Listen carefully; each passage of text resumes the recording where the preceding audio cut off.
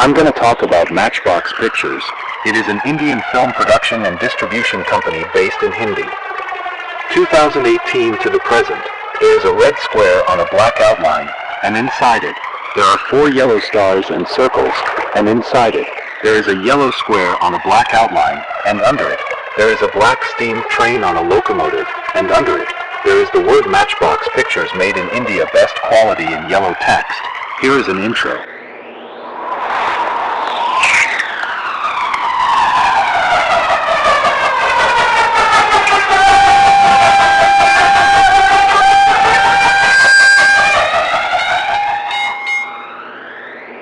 Has been the previously neutral Nordic country.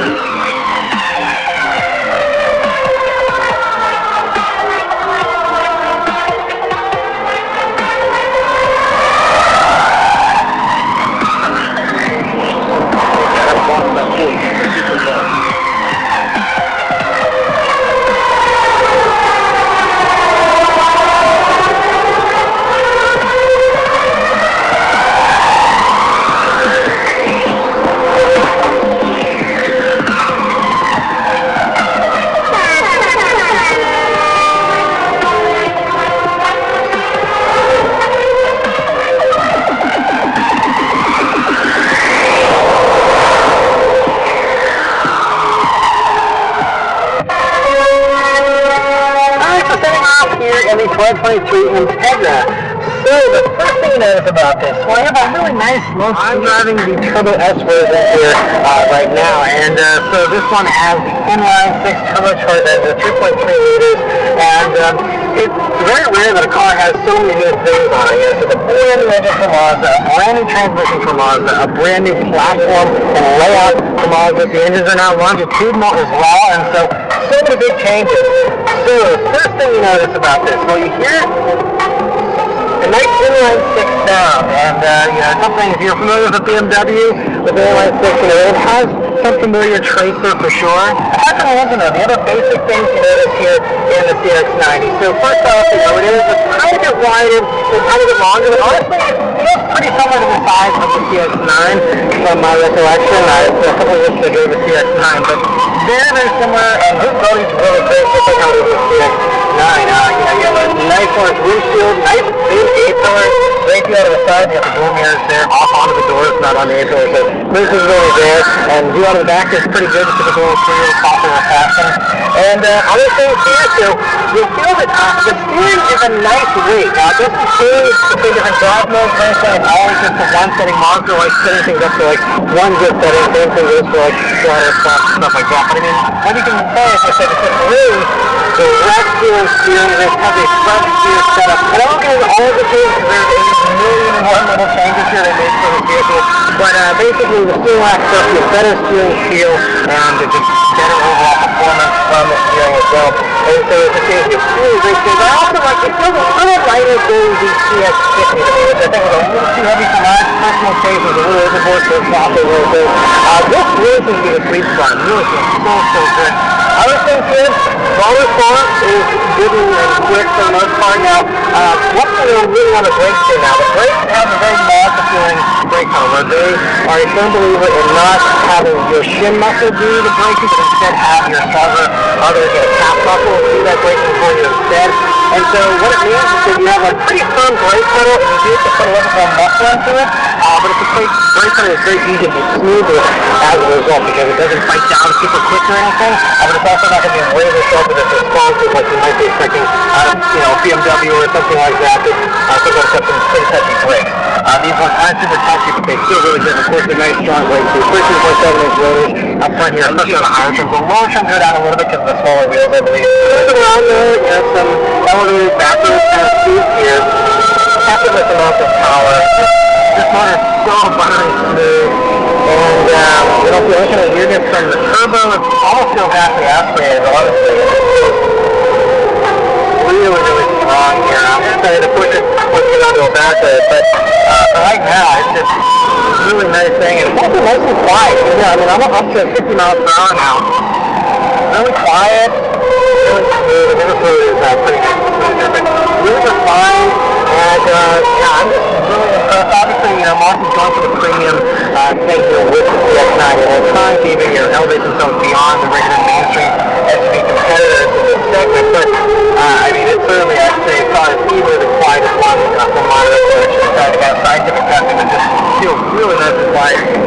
solid in here too, and the way that it sits up bumps and just goes up everything, it's really nice. There's no adaptive dampers or anything on any of these CX-90s.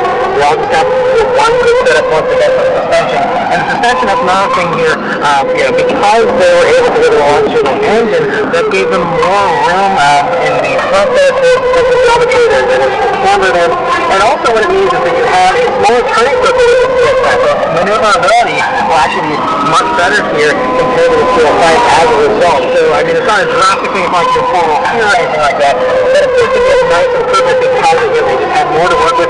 Same thing in the rear there, better handling, it puts the power down better, all those things with the turbo engine, instead of 5,000 pounds, the plug-in hybrids are going to be 3,500 pounds. All the things that can improve the rear bias all-wheel drive system. Now here the thing, the only all-wheel drive system for these vehicles, which means you're going to have very confident traction. It does the power to all four wheels, depending on the load and set up in the kind of driving conditions you're in. But I put it up on the sport mode here, and let's turn down onto this back there and see how it goes. Here we go. Alright, look at a second.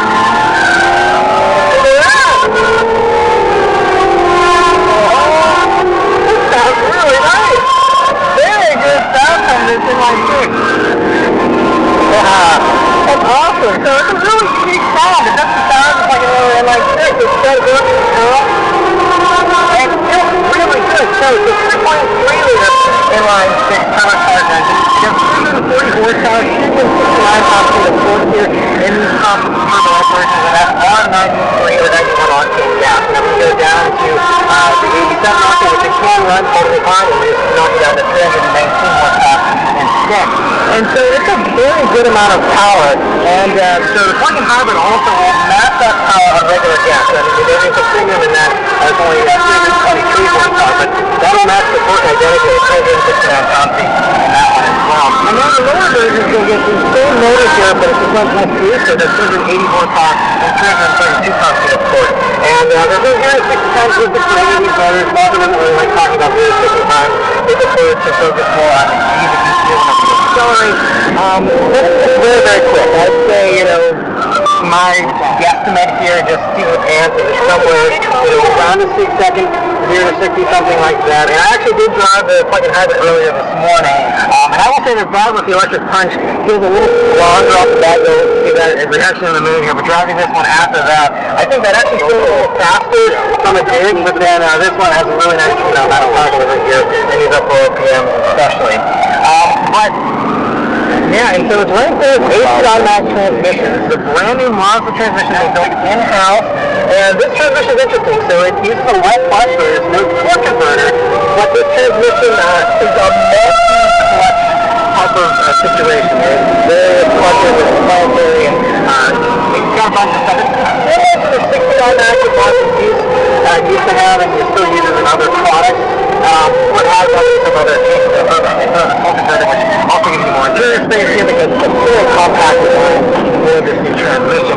And so as far as the performance of the case, I'd say it's nice and responsive. I'd say the reaction time is really actually pretty similar to the 6-speed. And so if you're familiar with the 6-speed and the CX-9, you will probably be pretty familiar with the way the transmission is going to try to react. It's very similar tuning, in my opinion, with the way they set that up. And we'll go ahead and try some English if we do some traffic here, so I'm not going to be able to go crazy, but I went first. And this is like half throttle stuff. Okay, now I got some traffic up and up here. We'll get out a second. Okay, we're going to slow it down to I'm going to put a family crossover, so I'm not expecting sport type performance. But if you are someone who's used to the BMW shift times and the 8-speed, this is forward when you're doing manual shifts. Probably a small subset of people actually even use these power shifters. But if you are one of those people, just know that this shift concept is pretty similar to the other modern parts with the 6-speed automatic. The important thing that I note is when you see that there's no torque converter, you might be noticed that, oh no, that's like a dual clutch in traffic with the way, you're itching up and things like that. But it's not unsmooth. in my experience so far, and I'll keep an eye out for it during the rest of my drive to the but it seems to be really smooth, just as smooth as a normal torque controlled automatic. Alright, now we got some big corners here coming up. We can test out the suspension a little more. And one thing, with this wheel is 7.5 inches longer than the CX-9. You can see much more stable as opposed to just right off the bat. And also, one cool thing is they also associated with automatic posture control technology that was originally used last year on the Miata. That now is present here on the CX-90. So what that will do is break the inside wheel and feel in order to give you a little bit of a better handling feel and better cornering. And so on this corner here, got some nice speed limits too, and we got a tight one coming up here in a minute. But we'll be able to test out the coverage because here for the Turbo S version, when the Turbo A1 is 4,299 pounds. Basically 4,900 pounds. Alright, so now we got some really nice high corner panels. We can really push this a little more, and see how it feels. It feels really, really nice. Now, obviously, you do feel a little worn and large. There's no mistake in that. It doesn't feel like an Alpha Stelvio or anything like that. The washes and headers. But as far as, really road confidence go, again, I think it's and it's crazy that I'm able to keep the pace that I'm keeping here in this thing, and I'm not second guessing myself, and I'm just doing it all. So I just have issue of these great through those, those little bits. So I'm just really hoping to use some tight stuff, because it's just everything I'm asking of it. I got a little bit of a quick transition there, and it's just so well controlled, and I'm just going to keep talking over with the same stuff. But it's really, you're going to take this thing on some nice corners, so really appreciate this new platform. And with this engine too, it's so buttery smooth, it gives you power everywhere in the RPM band. It's 5,500 RPM red line here, and it's so meaty, obviously, even rev an hour really. It just gives you power everywhere. And you're never waiting for a turbo. Honestly, it's still, I cannot even tell, where the turbo goes as it's going. You do have a little bit of an electric going that they're doing behind the scenes a little bit, with the voltage, but it's very, very mild. You do feel more of a plug-in hybrid for sure. One of the things that help the handling are a 2-inch wider track roughly compared to the CX-9. So that's also good for extra handling. You also have 275 wide tires here to replace everything. We get on 265 on the lower trims, but here for these higher trims, most trims have 275 here, just normal like crossover tires. So I mean, even if you had a 40 tire, I think it would be even better. But even just with ordinary tires, it's just the fact that the platform is just so good. Okay, so that was actually a little wet, and punching it coming out of the corner, and I mean, totally no issues with traction or anything. So really good, put the power down there. And I also like that in the transmission, it's still very loud, it's a little higher G's and figuring out that I want some higher RPMs and this and that adjustment. So it's giving me those great, more aggressive gear setup and and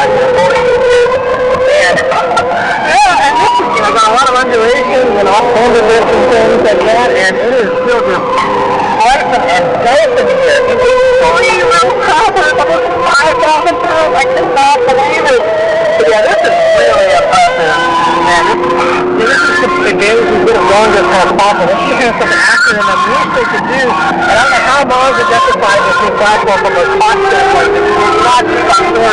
It is brand new engine, brand new platform, completely switching, the direction of the engine, so many big, expensive changes, and they justify it, and I gotta just take my house in because it certainly makes for an impressive vehicle. I think it's gonna become the benchmark. So definitely everything else to compete with, and even the stuff that's way more expensive than this, it's gonna be just really an interesting homework assignment for all the other car companies I think about what you can do. Oh man, okay, so I actually thought I could have turned out a coffee control there, because I could feel there was giving me some extra little assistance there when I needed it, punching it out of that one corner there, but it is, if you're enthusiast, like, you're enthusiast, don't even cross up any other stuff, because I can tell you, everything else that I've experienced at least is even as close to the same prices, even stuff that's way more expensive, does not feel okay. Not even close. This is like an easy win for my opinion. Not even a tough competition at all in my mind. And that's the one of the engines here. It is either for the base version of the You're getting an inline 6 turbo, way more power, as far as torque goes, even with that base motor compared to all the others that compete in the mainstream segment. This engine is really snugged up right up against that firewall there, and it it's not far off from being front mid-engine with just how far back it is. And that's mostly thanks to unique on that transmission, the way that they're able to design that. But even if you're just going for a normal people hauler, people carrier, this is going to have that touch more refinement because you have this platform and the way they place things out and the it's just going to be so much better in all the ways. And so regardless of how much of an enthusiast you are, it's either, no matter how you cut it, it's going to be the superior choice, whether luxury you're after, refinement, comfort, or the dynamics. It does it all and does all better for basically everybody. So starting off here in the plug-in hybrid version of the CX-90. So I'm starting off in electric mode here, and so this allows me to test out the electric range here. This takes about 26 miles electric range, I believe, and so as far as the electric version goes here, I mean, it feels really nice in this electric mode. It will be pretty dedicated to basically saying in electric mode, unless you hit the little sit-down button there on the very bottom of the gas pedal when you're totally floored, that will kick you out of the and then put you back into normal mode. So you have to make sure that you go back in and then manually plug the EV mode again to put yourself back in that electric mode. But once you're in that electric mode, as long as you're not going totally flat to the floor, otherwise it's going to give you, and I'm able to do some really nice aggressive acceleration here in the fully electric mode, and it's able to do that really, really well. So I think it's a really well done electric mode. Whenever you are in the normal mode though, it will still display whatever you are in EV mode, and it'll still prioritize the battery, but that has a lower threshold in normal mode, and it will pick on the gas engine if you go down a certain point, which you will see on your power meter. It will show you how far you can go before that gas engine gets requested. And also if you're a little too quick with your throttle tipping in that normal mode, then it will kick on the gas engine pretty readily there. But in the electric mode here, though, it really does do a good job sticking with that, electric power. And of course, it's so nice and quiet here. But we're coming some corners here, and so I'm going to put it in the sport mode actually, and this will kick on the gas engine as well as give you that electric boost to the maximum performance. I love how it changes the gauges as well here, so you have a much prettier look. And then you can really feel that electric motor flow in, give you a sense of on the gauge up here too, and that's getting that boost there. But it's really nice power here. So with the plug-in hybrid version, you run a 2.5 liter natural aspirated active 4-cylinder, but it's in a longitudinal setup here with this new platform again. And so because of that, it's a little bit different orientation, but as far as the power goes, it does about the same amount of power as it does in the other natural aspirated applications with Mazda. But combined with an electric motor, all in total you have 323 horsepower, 369 pound-feet of torque. Yeah, it really is a strong combination of power here. I'm not wanting for power whatsoever, even again with the heavy weight here of the plug-in hybrid. It's really impressive. And by the way, this battery pack is a 17.8 kilowatt-hour battery pack. It's also important to note that whenever you are in the electric mode, it is still providing power to all four wheels. Even if you run out of power from the electric mode, it's still going to have all four wheels. So I'll let some of the other, despite that extra weight though, the plug-in hybrid has a fan brake. So I'll spin out onto the backwards here and see how it does. Leaving it in sport and drive, here we go. Make my water ball fall out of the cup there. Wow! And listen, I had accident. That little 4-cylinder sounds really good. Wow, yeah, it has an impressive amount of power here in this thing. There's really no compromise, honestly, aside from the different sound. But other than that, I mean, it's a different character, but with this electric motor, it's so strong. And that 2.5 gas engine always being a nice, torquey, strong motor on its own. I love how it's so eager feeling too, especially here in sport mode. But it just feels so good in all the modes here, honestly. I'm just so impressed with the way this thing drives. And once the battery is included, it will always leave about a mile of range left in there, so that it'll give you some electric boost. So if you need that, always want to keep that in reserve. But otherwise, it looks like any other hybrid where, whenever you're letting off the gas, if you're going down, things like that, it can kick off the gas engine, go back to that electric mode, but then you don't have any actual electric propulsion. Again, until you either charge the battery with the charge mode or by plugging it in. But because it keeps that reserve of electric power, it means that even whenever you do run out of electric battery power here, it still has plenty of punch, even though you are just running a 4-cylinder engine here. Again, if you put your foot to the floor, that boost still does come on and give you that extra oomph.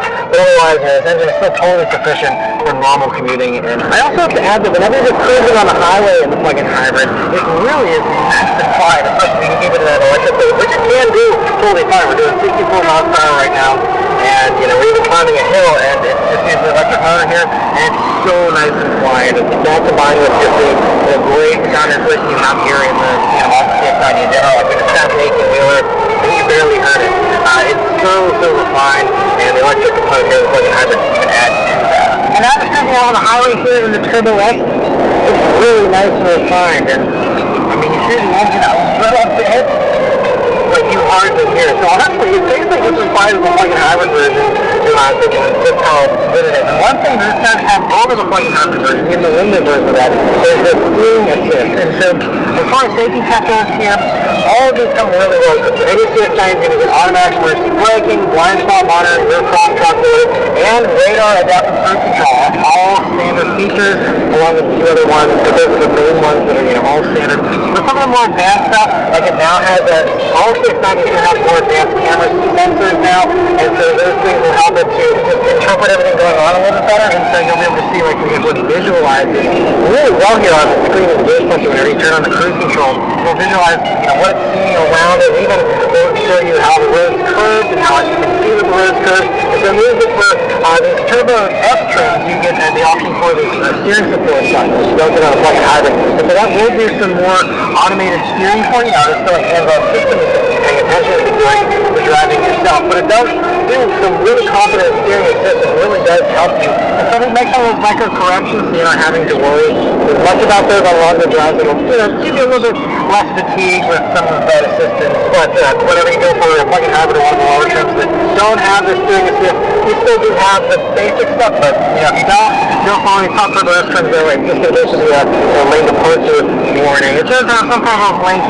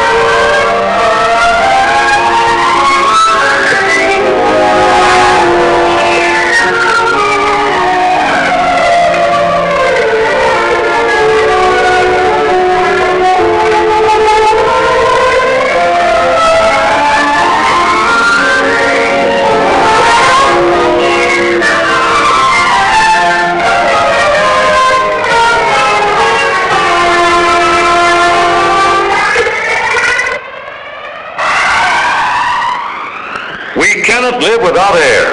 Air. Good old air. This diver knows that air is precious to him. He probably doesn't stop to figure why. We need the oxygen in the air to combine with fuel in our bodies to give us strength and warmth. In our bodies, this combining of oxygen with the food we eat is taking place every second of our lives.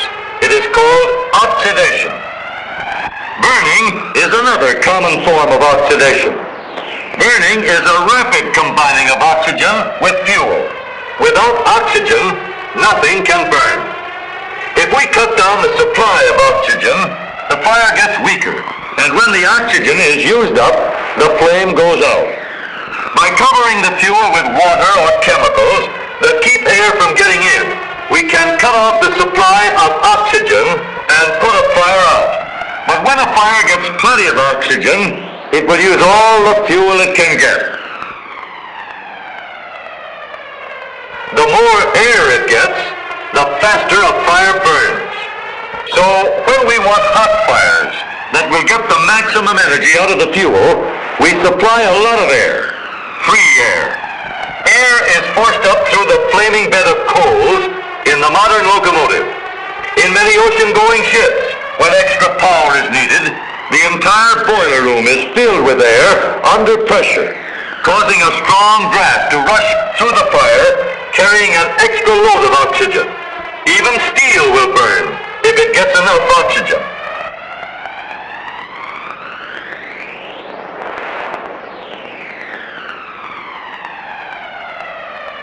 If small shavings of steel are heated until they are red hot, then placed in pure oxygen, they will burst into flame. Steel, however, doesn't catch fire easily. Some things ignite more quickly, like Excelsior.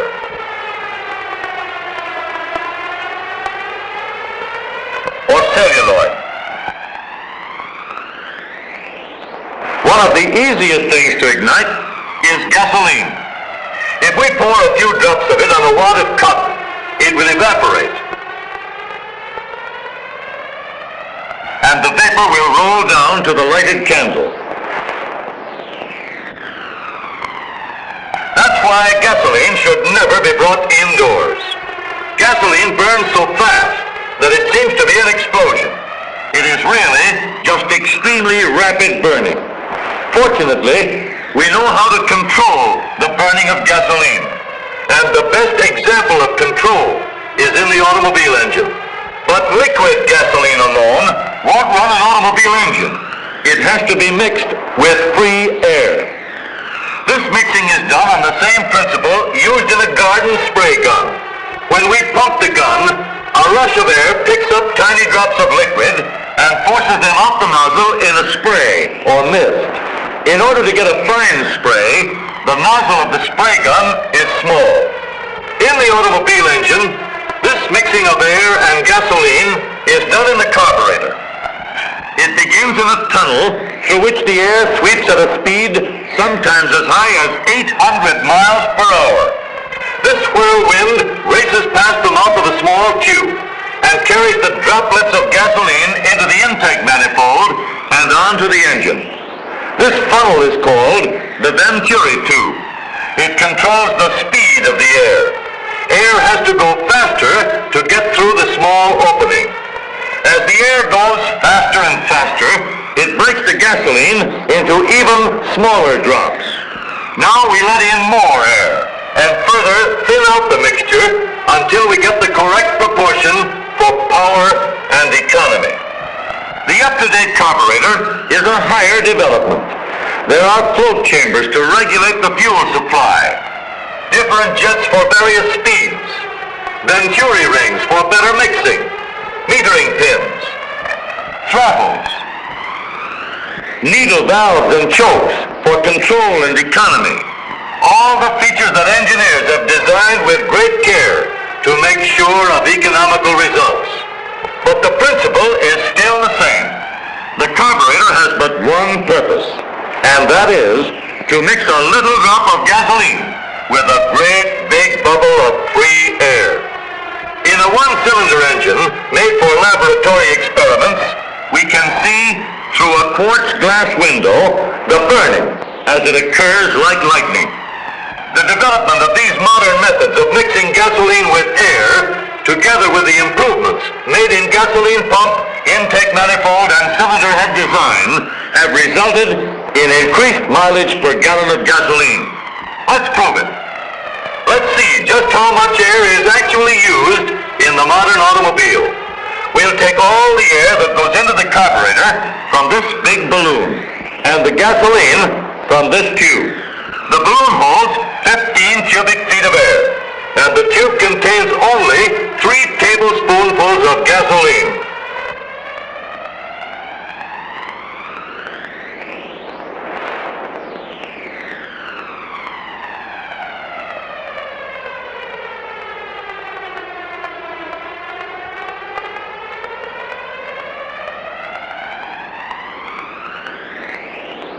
Here's a race that's worth watching.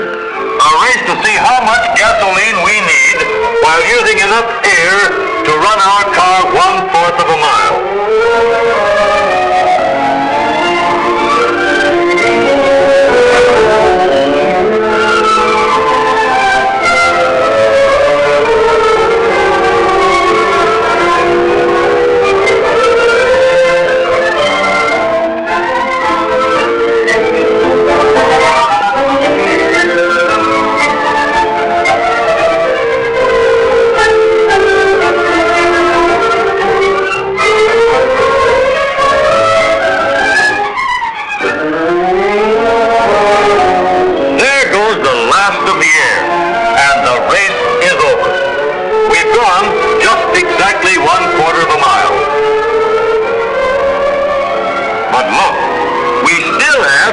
gasoline.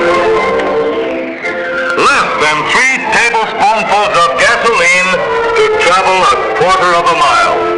In fact, 1 tablespoonful of gasoline is mixed with about 43 gallons of air to make the fuel for the modern motor car.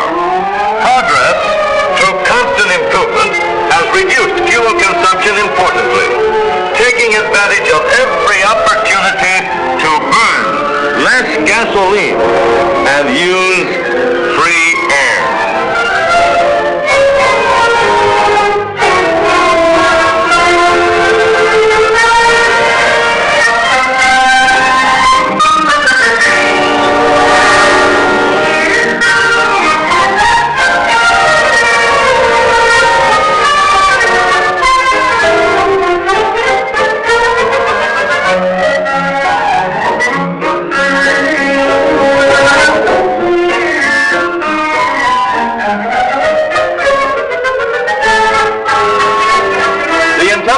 Some collies is almost unbelievable, and yet every day such dogs all over the country are helping their masters protect their flocks.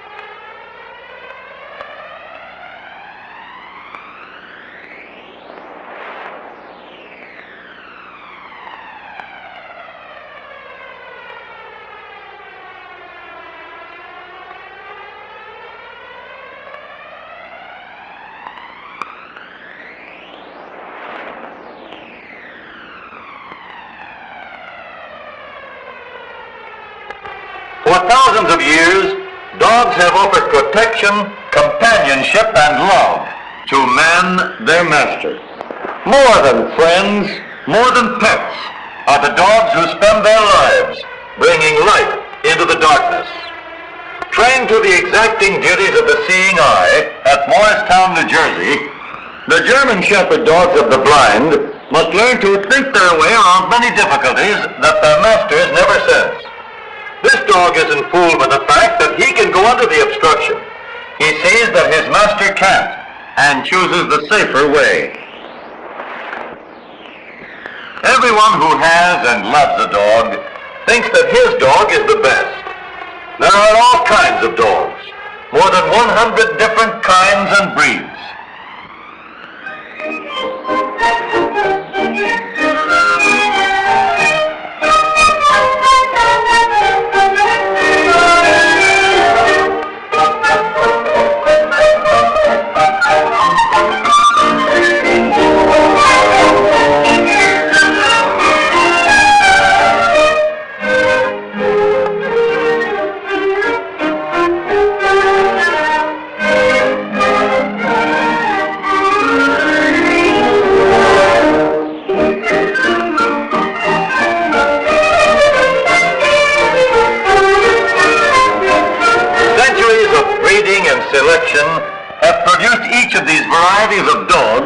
for special purposes.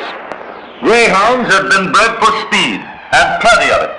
Deep chests, narrow bodies, muscular backs, and straight, powerful legs, all combine to make the streamlined greyhound the fastest dog in the world. Alaskan Huskies have the job of hauling heavily loaded sleds over snow-covered hills and plains, a job that takes plenty of power and endurance. The Husky's strong shoulders, sturdy legs, big paws, and compact, sinewy build make him the ideal animal for this sort of work. And his weatherproof coat helps him to keep mushing along the trail through snowstorms, sleet, and biting winds. Some dogs, like the wire-haired fox terrier, are quick as a flash on the getaway. A lot of nervous energy gives them quick acceleration and dash. The collie's good temper and disposition, together with his size and strength, make him one of the best of all watchdogs for safety. But if we're after economy, all that the little Chihuahua could eat in a month wouldn't even take the edge off the big fellow's appetite. No dog has ever been developed to combine the qualities which give us power with economy, fast getaway, and speed with safety. This outfit gives Joe only the barest transportation. No style, no comfort, no safety. To get comfort and style and safety in this transportation, we will have to call in help. A job like this requires the aid of technicians and plenty of muscle too. But when a group of specialists like this starts to work, it doesn't take very long to get some results. A good stout spring mounted here will absorb a lot of those jolts and bumps. A steering wheel with a good comfortable grip is a handy thing to have around, especially on curves. Modern streamlining adds so much to the car's appearance that the boys just can't do without it. And a little upholstery, tastefully arranged, will make them think that they're riding on the clouds. Now it really looks like the job is getting someplace. This is a combination that's hard to beat. Careful plans, a smooth working production line, and plenty of ambition. Next, a windshield and some windows that won't break are added, with no draft ventilation to keep everything up to date. And Bud, who seems to be in a receptive mood for all kinds of gadgets, is in favor of brakes too, because who knows when he may want to stop. The big job is finally finished. How it'll perform is the question that worries him now. It's a question that worries others too. He certainly has improved the comfort of his one-dog-powered Trundlebeel, but in order to get comfort and safety, he's had to sacrifice speed. And he's lost practically all the reserve power that he originally had. What's to be done about it? Here's a chance for the boys to throw their engineering abilities into high gear and solve this problem in a hurry. Snap! And just like that, the answer comes. More power, more dogs. And now Joe is the proud owner of a 6-dog-powered sedan. Probably the only model like it ever turned out. In addition to the extra comfort, this K9 Cabriolet has some more speed. Nothing flashy, of course, but enough for everyday purposes. There's plenty of power in the Dogmobile 6 too. Enough so that it can trundle up a hill like this in less time than before anyway. Under certain conditions, the Bow buggy has some pretty peppy getaway too. Men and boys alike have always expected everything good in their dogs, and it is remarkable that the dogs have developed outstanding characteristics in response to these expectations and demands. And the same qualities of speed and protection are demanded in the modern motor car. And remarkably, the engineers have bred these qualities into today's automobile. Everybody wants a flexible car to meet the requirements of modern traffic conditions. Everyone wants some comfort, freedom from vibration on smooth highways as well as on rough roads, freedom from jolting and jarring, plenty of room to stretch out and relax, speed, A fast car, so that we can take long trips in a short time. A car that will give us the thrill of traveling out on the open roads. We want plenty of power. Power in our car to carry us safely up long, steep hills, or wherever the going is difficult. We want quick starting. A car with plenty of getaway, so that we can get out of the way of the other fellow. We want safety. A car that will offer ample protection for ourselves, our family, and friends. We want beauty, the finest of styling and design. We want all of these qualities. None of us want to sacrifice any one of the important characteristics that give us what we need. And the engineers have done better with the automobile than nature did with the dog.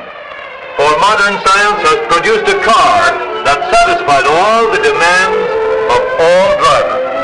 Today's motor car is all in one.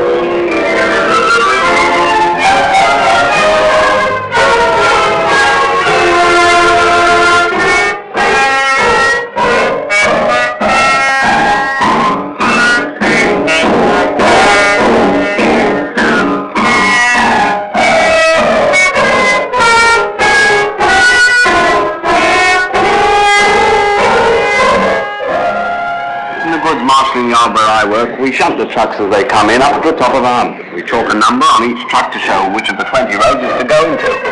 Then we uncouple it and let it roll down. Thousands of goods wagons a day are sorted like this, to and from all parts of the country, carrying everything from eggs to ammunition. My name's Joe Black. I'm what's called a wagon chaser.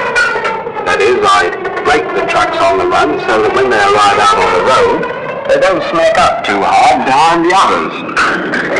It's pretty hard work, but it's all right when you get the knack of it, and it keeps you on your toes.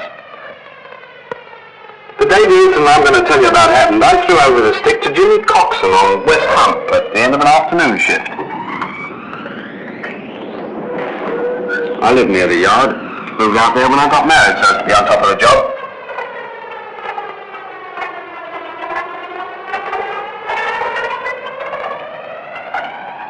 I cycled to and from work, so it wasn't long before I was home and ready to forget about shunting for another 12 hours or so. Well, that's what I thought. After supper, I was smoking a last pipe out in the front. It was a perfect night for an air raid, and an alert had gone early, but the marshalling yard does a 24-hour-a-day job and carried on as usual. Charlie Simmons was taking down wagon numbers on Road 15 when the trouble started.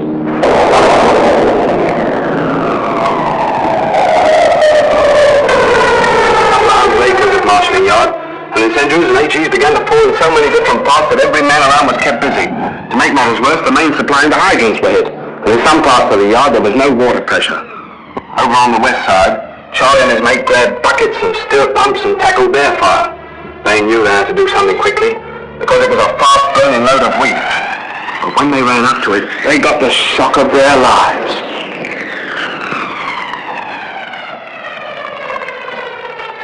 They daren't leave that wheat truck to pitch up. The flames had to be kept down, away from the next truck. It was those flames I saw from my home. I nipped on my bike and made hell for leather for where the flames were. Meanwhile, Charlie and George were working like mad with the pumps.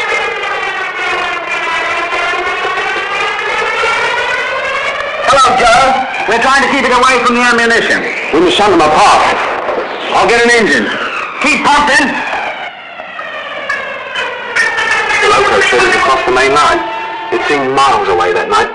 But I got there and managed to collect an engine and crew. Give me the mainline signal box.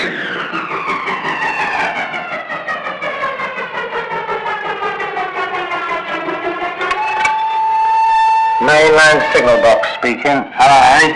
Listen, I've got an urgent shunt to make across to number 10. Okay, Joe.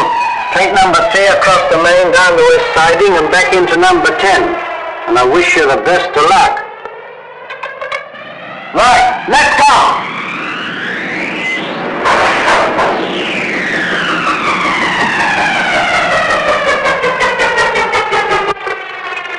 If Joe doesn't get out soon, this road's going sky high. I've made a few footplate rides in my life, but never one that seemed as long as it was that night. We fair burned across those tracks, but all the time I had that other fire in mind, and the things dropping around it. Harry up in the box had to stay put. He always has to. He cleared the roads for a straight run across. Charlie and George were pumping their guts out. They were fighting a losing battle. And the flames and sparks were getting nearer and nearer the ammunition truck. A minute before we arrived, the worst happened. The ammunition truck caught. We backed the engine in as gently as we could. We didn't want to disturb anything. Fire! And were Charlie and George glad to see us.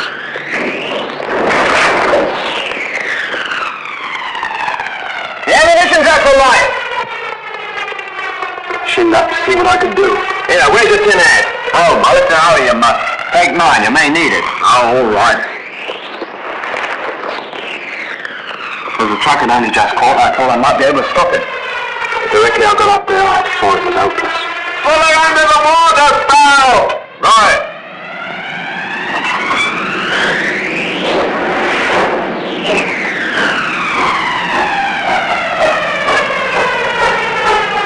If she goes up now, he's a goner. I was taking a chance on that water start being okay. The water columns are fed from a different main to hydrant, but had that been damaged by bombs too? That's what we didn't know. And that fire was beginning to get a hold.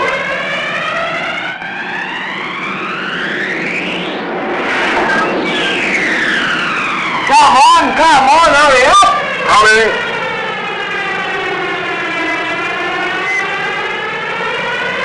More this way!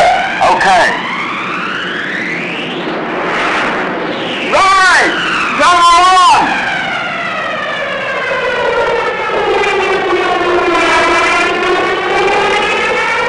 Our luck was in.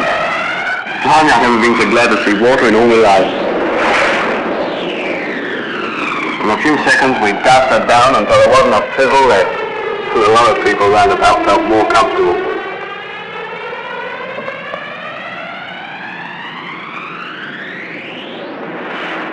When I made sure the ammunition trucks was quite safe, I went to see how Charlie and George were getting on.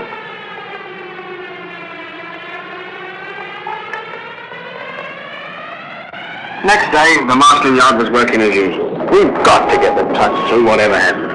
You may grumble a bit when there's a delay, but don't worry. A little thing like a blitz doesn't hold up a marshalling yard for long.